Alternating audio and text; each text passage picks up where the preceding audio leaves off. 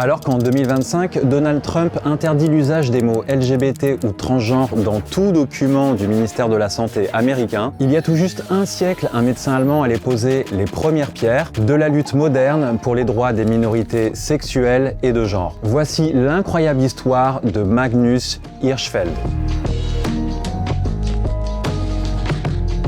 Dès le début de sa carrière à Berlin, Magnus s'intéresse à l'amour entre personnes de même sexe. Non pas pour juger, mais pour au contraire déconstruire les croyances autour de l'homosexualité en développant les connaissances scientifiques sur ce sujet. Son engagement prend un tournant quand il fonde en 1897 la toute première organisation au monde à agir pour la dépénalisation des relations homosexuelles, le Comité scientifique humanitaire. Son objectif, faire abroger le paragraphe 175 du code pénal allemand qui condamne les relations sexuelles entre hommes consentants. Mais Magnus ne s'arrête pas là. En 1919, il crée l'Institut de sexologie. À la fois centre de recherche, centre médical, bibliothèque, musée ou refuge, cet établissement unique en son genre accueille et soigne gratuitement des personnes LGBT et va sur le plan des connaissances apporter une contribution historique dans la mise en discours de la sexualité, jusqu'alors sous influence de la religion et de la morale conservatrice. Les activités de Magnus Hirschfeld sont révolutionnaires